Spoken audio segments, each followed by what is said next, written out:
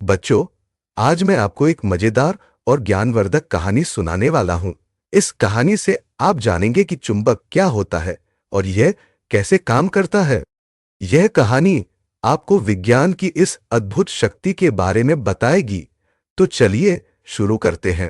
एक दिन आरव और सिया अपने खिलौनों के साथ खेल रहे थे। तभी आरव ने देखा कि उसकी खिलौना गाड़ी के पहिए में एक चुंबक लगा हुआ है।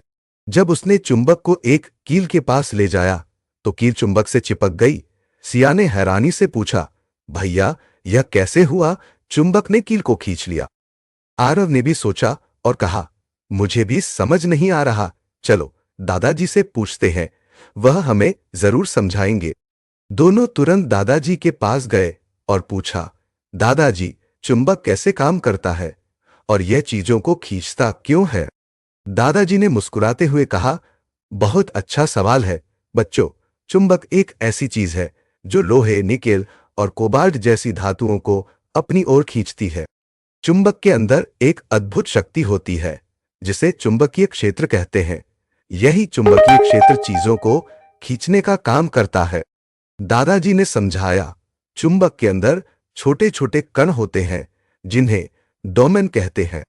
जब ये डोमेन एक ही दिशा में व्यवस्थित हो जाते हैं तो चुंबक की शक्ति बनती है। यह शक्ति चुंबक के चारों ओर फैली होती है जिसे हम चुंबकीय क्षेत्र कहते हैं। इसी क्षेत्र की वजह से चुंबक लोहे जैसी चीजों को खींच सकता है। सोचो, जैसे तुम एक कतार में दोस्तों के साथ खड़े होते हो। अगर सब एक ही दिशा में खड़े हों तो कतार मजबूत और व्यवस्थित लगती है। लेकिन अगर सब अलग अलग दिशा में खड़े हों तो कोई ताकत नहीं बनती। चुंबक के डोमेन भी ऐसे ही होते हैं। जब सब एक ही दिशा में होते हैं तो चुंबक मजबूत बनता है। दादाजी ने आगे समझाया, चुंबक के दो मुख्य हिस्से होते हैं, उत्तर ध्रुव और दक्षिण ध्रुव। इन ध्रुवों की वजह से चुंबक काम करता है। उन्होंने बच्चों को एक चुंबक दिखाते हुए कहा, अगर तुम दो चुंबकों के उत्तर ध्रुव को पास लाओगे तो वे एक दूसरे को धक्का देंगे। लेकिन अगर उत्तर ध्रुव को दक्षिण ध्रुव के पास लाओगे तो वे एक दूसरे को खींचेंगे। इसे आकर्षण और विकर्षण कहते हैं। सोचो, जैसे दो दोस्त जो आपस में लड़ते हैं, वे पास नहीं आते। लेकिन अगर दो अच्छे दोस्त हों तो वे हमेशा साथ रहना चाहते हैं। दादाजी ने कहा, बच्चों, हर चुंबक के दो खास हिस्से होते हैं जिन्हें ध्रुव कहते हैं। ये ध्रुव होते हैं उत्तर ध्रुव और दक्षिण ध्रुव। ये ध्रुव चुंबक की सबसे ताकतवर जगहें होती है। चुंबक के काम करने का तरीका इन ध्रुवों पर निर्भर करता है। उन्होंने समझाया, जब दो चुंबकों को पास लाते हैं तो उनके ध्रुव आपस में एक तरह से बातचीत करते हैं। अगर दोनों चुंबकों के एक जैसे ध्रुव पास आते हैं, जैसे उत्तर ध्रुव और उत्तर ध्रुव या दक्षिण ध्रुव और दक्षिण ध्रुव, तो वे एक दूसरे को दूर धक्का देते हैं। इसे विकर्षण कहते हैं। लेकिन अगर एक चुंबक का उत्तर ध्रुव और दूसरे चुंबक का दक्षिण ध्रुव पास आते हैं तो वे एक दूसरे को खींचते हैं। इसे आकर्षण कहते हैं। दादाजी ने गहराई से समझाया, चुंबक के ध्रुव इसलिए काम करते हैं क्योंकि इसके अंदर छोटे छोटे डोमेन होते हैं। जब ये डोमेन एक ही दिशा में व्यवस्थित होते हैं तो चुंबक में ताकत आ जाती है। यही ताकत ध्रुवों को काम करने में मदद करती है।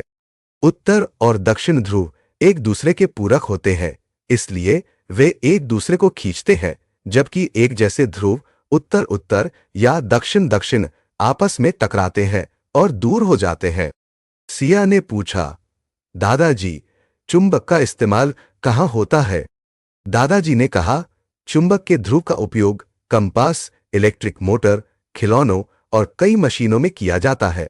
कंपास की सुई हमेशा उत्तर की ओर इशारा करती है क्योंकि पृथ्वी खुद एक बहुत बड़ा चुंबक है और इसका उत्तर ध्रुव कंपास को खींचता है। दादाजी ने कहा, चुंबक हमारी रोजमर्रा की जिंदगी में बहुत काम आता है। बिना चुंबक के कई मशीनें काम नहीं कर सकती। यह विज्ञान का एक अद्भुत आविष्कार है। दादाजी ने बच्चों को समझाने के लिए कहा, चुंबक को ऐसे समझो जैसे वह एक ताकतवर दोस्त है जो लोहे और कुछ खास चीजों को अपनी तरफ खींचता है। लेकिन उसे हर चीज पसंद नहीं होती। जैसे प्लास्टिक, लकड़ी या कागज। यह सिर्फ उन चीजों को खींचता है जिनमें लोहे, निकेल या कोबाल्ट जैसी धातुएं होती हैं। तो बच्चों, इस कहानी से हमने सीखा कि चुंबक एक अद्भुत वस्तु है जो अपनी चुंबकीय शक्ति से लोहे जैसी चीजों को खींचता है। यह हमारे जीवन में कई जगह उपयोगी है। अगली बार जब आप चुंबक देखें तो इसके पीछे के विज्ञान को जरूर याद करें।